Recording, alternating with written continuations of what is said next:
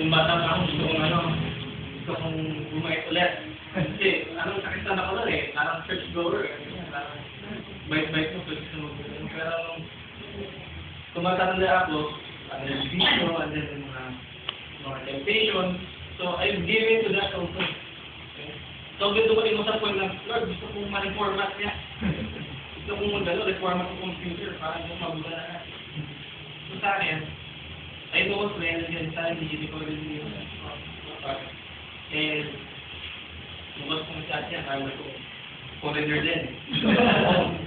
Foreigner na pwede raw particular yung document ko. So, practice ako. So, sabi sa akin pwede. So, okay. So, yun talagang, I never thought that it's going to be like that, the Christian life, because I'm actually looking for, seeking for, andun pala, I found joy, I found peace in my heart. But when I was a baby Christian, I still felt, because bumabalik ako sa old ways, parang, ano ba naman kanyan, struggle ko. Okay. So, andyan yung church, talagang lubid at pero sumutulong kayo. Napaka-importante yung Bible studies para sa akin. Pero when I go offshore, talaga yun nabimiss ko. Yung church every Friday, yung Bible studies, yung fellowship sa mga kasama mo. Nag-sharing kayo, kasi sabi, wala akong kausap. Wala akong kasama Pilipino, uy, dito tayo, wala. Kaya nalala ko lang, sinabi niyo yung Hebrews. Daily bread ko, babasa ko lang, nasa read ako, first time ko, ako lang mag-isa. Well, testing, ako ay nagilid.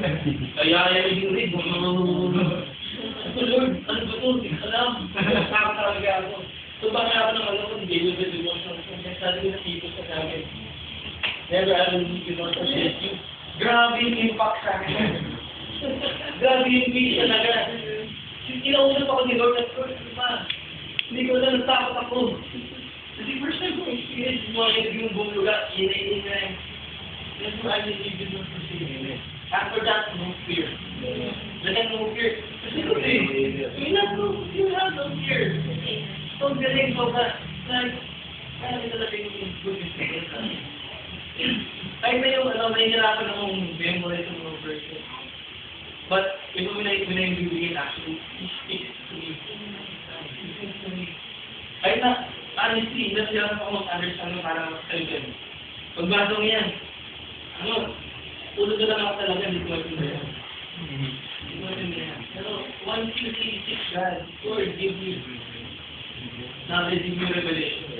Talagang, ibibigay ka sa'yo. Hindi ka pagkatamak talaga. Hindi ka pagkatamak. Maganda po yung sinabi na, seek first. Kasi ngayon po kayo yung minsan natin, sarili natin, family natin, work natin, ang dami natin priority sa life.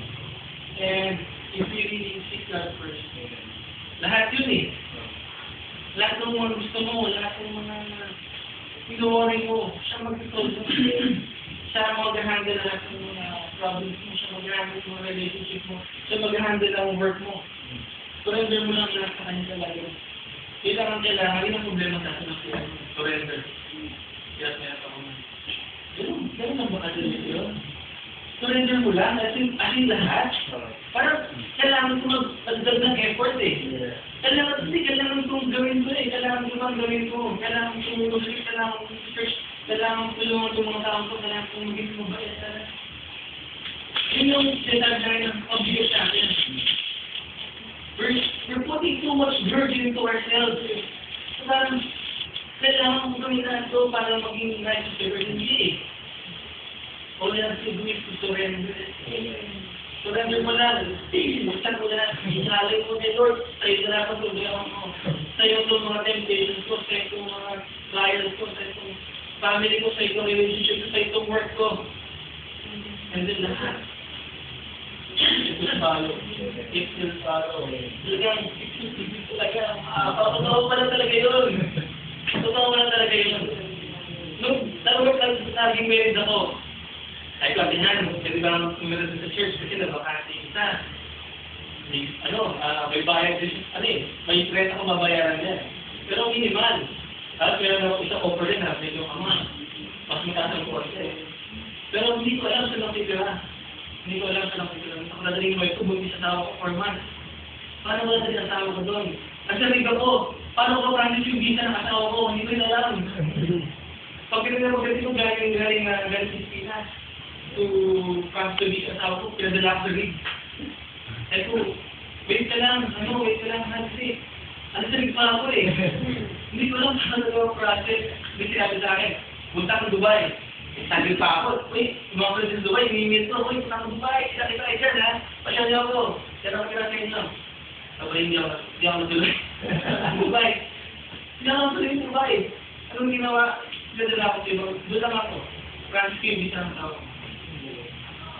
France Kim, visa, nagkaroon naman tayo mag-France Kim, visa,